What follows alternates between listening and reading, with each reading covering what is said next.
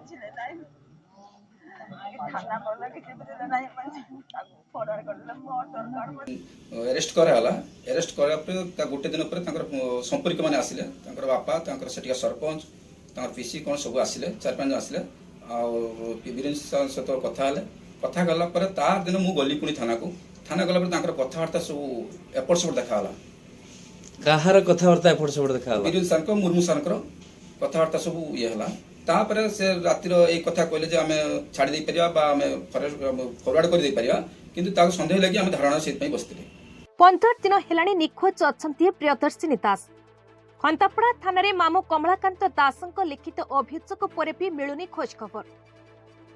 बालेश्वर जिला खंतापड़ा थाना अधीन अपहरण घटना केस नंबर 282/2003 घटना घटलाणी डिसेम्बर 12 लिखित एतला भी हो जाइछि ता परदिन ठारू 12 तारिख सकाळ 9:30 भाणिज्य प्रियदर्शिनी महिला कॉलेज को पाठ पढ़ा जाइथिबा बेले सेदिन किंतु कॉलेज रे चलीथला युव ओडिशा और नवीन ओडिशा योजना नाच गीतर कार्यक्रम सैठू जने सांग तांको साइकेल जोगी बस स्टाण्ड रे छाड़ी आसिथिले।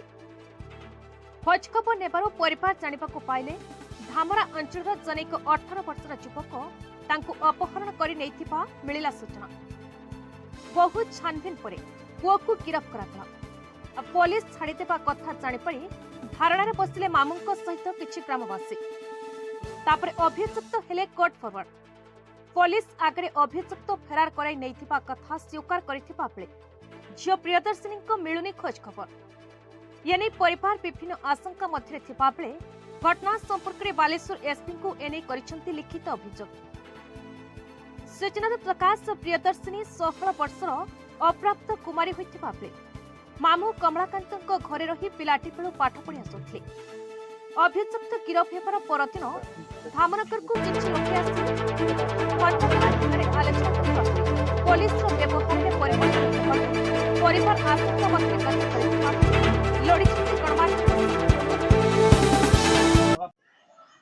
मो ना श्रीमती मिनती प्रधान मुई खंतापड़ा हायर सेकेंडरी स्कूल संस्कृत अध्यापिका। शुणा मिलूँ गोटे पिला झील पिलाटे आपंकर निखोज होती कौन ता विषय आमे भी शुणा पाइचु जे कि पुलिस आसिक तदंत करुले किंतु जेहेतु सेदिन खेल स्पोर्ट्स प्रोग्राम आम कॉलेज रे थिला पिला माने सब खेलुले एवं से पिला भी थिला आसीची देखीचु किंतु तापरे आम पुलिस तदंत अनुसार आम जानवा पाइलु कि से पिला परा कोंटी नाही किंतु आउ ए कॉलेज रे से जन छात्री एवं सेदिन खेल रे भी शामिल थिला किंतु तापर कथा तो एमती जानिनु खाली केवल पुलिस निर्देश तदंत अनुसार आम खबर पाइलु जे कि से पिला परा कोठी नाही बा तांको गाडी घर लोक खोजुचंती पाउना एति कथा जानिचु आ कमलाकांत दास अपना कविचंद दास भाई आप गोटे थाना रे खंतापड़ा थाना अभियोग करछन्ते आपण वाणिज्य को नेकी कोन कोन घटना घटी भाणिजी कॉलेज एमती प्रतिदिन जाए किंतु 12 तारिख दिन से कॉलेज रो फेरी ना तो जत जानते पे संध्या 5टा बेलू भाणिजी फेरी ना से मु थाना को गली थाना गला 13 तारिख दिन एफआईआर टा देली 13 तारिख से कल केसटा को रजिस्ट्रेशन कले कले तापर कले आम देखुचु देखला पर से दी जन को ना मेंशन कली तार सांगर झीर सांग ना मेंशन कली किंतु थाना भी जाई कि सेठी विफल हेले किंतु किछि तार तथ्य पाइलेनी पुणी मु आउ जन को माध्यम रे जाई कि से तांको सांग मान को पुणी तथ्य आनली तथ्य आनला पर थाना देली थाना देला परे से तथ्य अनुसार से धामनगर गोटे पिला को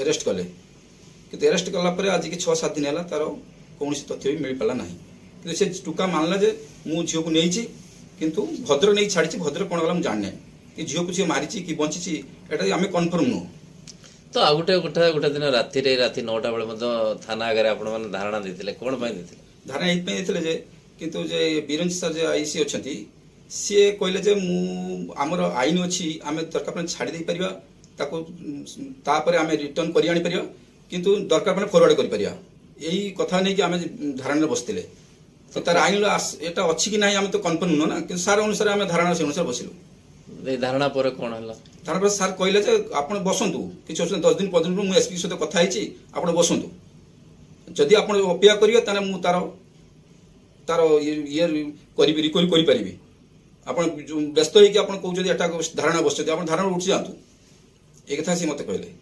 ତ ଆଉ ଗୋଟେ କଥା, ଖନ୍ତାପଡ଼ା ପୋଲିସକି ନେଇକି ଆପଣ ସନ୍ଦେହ ଉପୁଜୁଛି କି?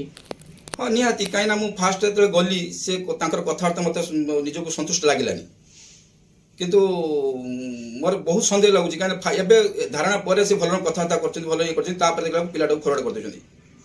କିନ୍ତୁ ଜନସାଧାରଣଙ୍କ ପଇସାରେ ତ ସେମାନଙ୍କୁ ମାନେ ସରକାର ତାଙ୍କୁ ଦରମା ଦେଉଛି ନା, ତ ସେମାନେ ଯଦି ଆମମାନଙ୍କୁ ଯଦି ଠିକ୍ ଇଏରେ ନ ନେବେ ତାହେଲେ ଆମ ତାଙ୍କ ଉପରେ କେଉଁ ଭରସା ରଖିବା? ତ ଆପଣ ଜଣେ ବରିଷ୍ଠ ନାଗରିକ, ସଚେତନ ନାଗରିକ ହିସାବରେ ଆଜ୍ଞା, କ'ଣ ଆପଣ ମଧ୍ୟ ଏସ୍ପିଙ୍କୁ ଅଭିଯୋଗ କରିଛନ୍ତି, କ'ଣ ଚାହୁଁଛନ୍ତି ଆପଣ? ନା ଆମର ଝିଅଟା, ଆମେ ଝିଅ ଚାହୁଁଛେ, ଆଉ ଝିଅ ଯିଏ ବି ନେଇଛି ତାକୁ ବି ଆମର ଦଣ୍ଡ ଦରକାର। ତ ଯିଏ ଖନ୍ଦାପଡ଼ା ଥାନାରେ ଆଇଆଇସି ଅଛନ୍ତି ତାଙ୍କ ଭୂମିକା ନେଇକି, ତାଙ୍କ କାର୍ଯ୍ୟକଳାପ ନେଇ ଆପଣ କ'ଣ ସନ୍ଦେହ ହେଉଛି? ନା ସିଏ ମୋତେ ଫାଷ୍ଟ ଯାଇଥିଲି, ଫାଷ୍ଟ ମୋତେ କହିଲେ ବାରମ୍ବାର ଥାନାକୁ କାହିଁ ଆସୁଛନ୍ତି, ଆପଣ ନିଜେ ଚେଷ୍ଟା କରୁନାହାନ୍ତି। ଆରେ ଆମେ ଯଦି ଆମେ ତ ନିଜେ ପୁଲିସ ହେଇଥାନ୍ତେ, ଆମେ ପୁଲିସ ଉପରେ ଭରସା କରିକି ଆମେ ଯାଉଛେ ତାଙ୍କ ପାଖକୁ, ସିଏ ଯଦି କହିବେ ଯେ ଆମେ ବାରମ୍ବାର କାହିଁ ଥାନାକୁ ଆସୁଛ, ତ ଆମକୁ କ'ଣ ଲାଗିବ? ତାହେଲେ ଆ ଭିତରେ କିଛି ଫଲ୍ଟ ରହୁଛି ଆମେ ଭାବୁଛେ। ଆଉ ସିସିଟିଭି ଫୁଟେଜ ଏବଂ ଧାମନଗରରେ ଯେଉଁମାନେ ଥାନାକୁ ଯେତେବେଳେ ଯାଇଥିଲେ ଆପଣମାନଙ୍କର କ'ଣ କାର୍ଯ୍ୟକଳାପ ନେଇ ସନ୍ଦେହ ଉପୁଜିଥିଲା?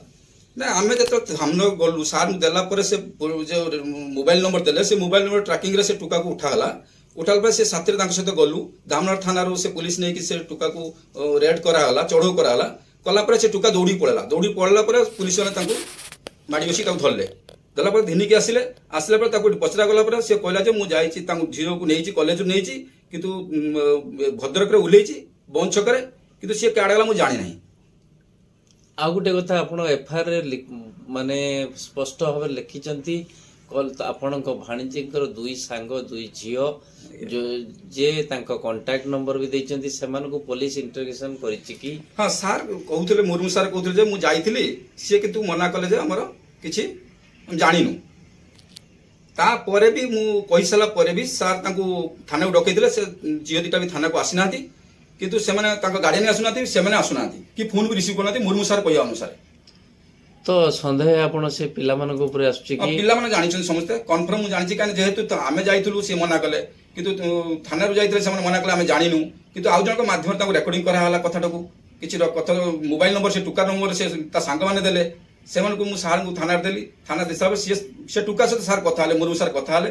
କଥା ହେଲା ପରେ ତାଙ୍କୁ ଧାମନଗରରୁ ନିର୍ଗୁଣ୍ଡିରୁ ତାଙ୍କୁ ଆରେଷ୍ଟ କରାହେଲା। ଯଦି ସିଏ ଦୋଷୀ ନାହିଁ, ଦୌଡୁଥିଲା କାହିଁକି ସେ? ନା ତାମାନେ କିଛି ଦୋଷୀ କରିଛି, ସେ ଦୋଷ କରିଛି, ତାର ମାରି ଦେଇପାରେ କି ବିକ୍ରି କରିଦେଇପାରେ, ଆମେ ତ ଜାଣୁ ନା। ଆମର ଝିଅ ଦରକାର। ଆଜି 15 ଦିନ ହେଲାଣି, 16 ଦିନ ହେଲାଣି। ପୋଲିସ କହୁଛି ଯେ ଆମେ ଅଭିଯୁକ୍ତକୁ ଫରୱାର୍ଡ କରିଦେଇଛେ, କ'ଣ କହିବେ ନେଇକି ଆପଣ? ନା ତଥ୍ୟ ତ ସେମାନେ ତଥ୍ୟ କଲେକ୍ସନ କରିବା ତାଙ୍କ ଦାୟିତ୍ୱ, ଆମେ ତ କରିପାରିବାନି ନା। କିନ୍ତୁ ସିଏ ତଥ୍ୟ କରିବା ତାଙ୍କ ଦାୟିତ୍ୱ। ସେମାନେ 6-7 ଦିନ ରଖିଲେ, କହିଲେ ଆମେ କେତେ ଦିନ ରଖିବା, ଆମେ ଫରୱାର୍ଡ କରିଦେବା। ସେ ଆମେ ଏଇ ମୋବାଇଲ ଟ୍ରାକିଂରେ ଆମେ ଯାହା ତଥ୍ୟ ପାଇବା।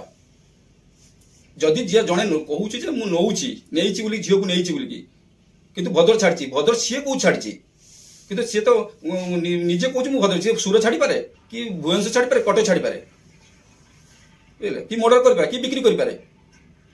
କିନ୍ତୁ ମାନୁଛି ନା ମୁଁ ନେଇଛି ବୋଲି କି? ତ ଆପଣ କ'ଣ ଚାହୁଁଛନ୍ତି? ନା ମୁଁ ଚାହୁଁଛି ଆମର ଝିଅ ଦରକାର। ଆଜିକି 15-16 ଦିନ ଝିଅକୁ କୌଣସି ପତା ମିଳୁନି।